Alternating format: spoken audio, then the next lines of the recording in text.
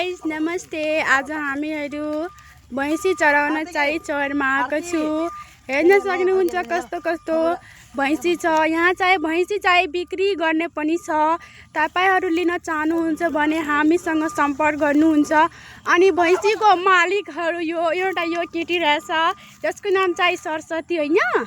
त्यसपछि एउटा त्यो आरती, यो आरती हो। यो आरती चाहिँ हाम्रो भैँसीको सबभन्दा ठुलो मालिक त्यही हो। उबाट सम्पर्क गर्नुहुन्छ। अनि यो चाहिँ धेरै धेरै भैँसी चराउँछ। अनि यो चाहिँ साथसाथमा व्यापारी पनि हो हैन। यो चाहिँ तरकारीको व्यापारी गर्छ। योबाट सम्पर्क गर्न सक्नुहुन्छ। यो हाम्रो आरती हो, यो हाम्रो आन्टी हो, घाँस काटिरहेछ। अनि यो हाम्रो भरत भाइ हो। यो चाहिँ 10 क्लास पास गरेर अब इन्जिनियरिङ गर्छ। अनि चाहिँ यो हाम्रो गाउँको यो यस्तो वातावरण रहेछ, यस्तो प्रकारको हेर्न सक्नुहुन्छ। तपाईहरु चाहिँ यहाँ आउन चाहनुहुन्छ भने हामीहरूलाई भन्नु, हामीहरूलाई सम्पर्क गर्नु। फाइनली आज म पनि भैँसी चराउन म आफ्नो भाइसँग आइहाले। बाख्रा लिएर पनि आएको छु। अनि कस्तो बाख्रा बकरीहरू चराउँछ हैन। अनि त्यो पनि बुझ्नलाई। त्यसपछि हाम्रो गाउँको यो वातावरणसँग घुलमिल गर्ने कसरी बस्छ यहाँ हाम्रो भाइ बहिनीहरू बाख्रा भैँसीसँग चराउने, रमाउने, आँप खाने, भुजा खाने सबै कुराहरू हामीहरू रमाइलो गर्दै भैँसी चराउने गर्छु।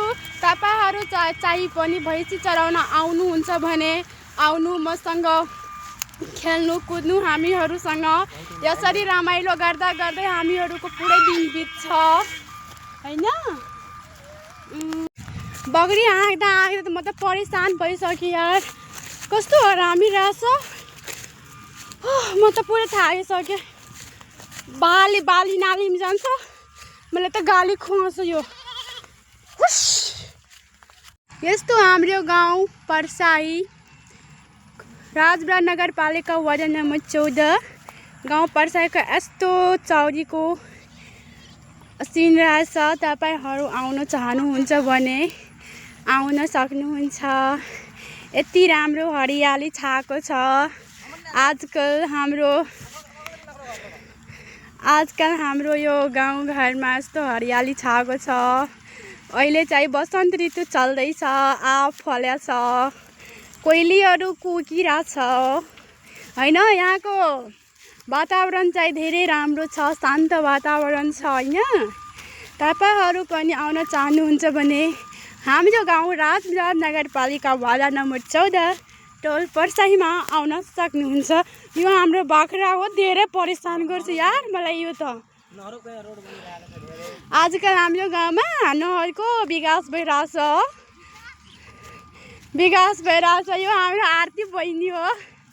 के लिएर आउँदैछ मेरो बहिनी त? के हो के लिएर आइरहेछ? भाइरल भइहाल्छस् फेरि तिमी।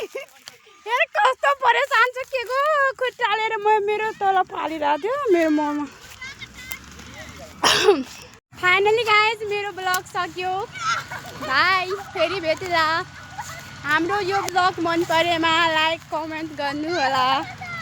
कस्तो लाग्यो हाम्रो यो ब्लग।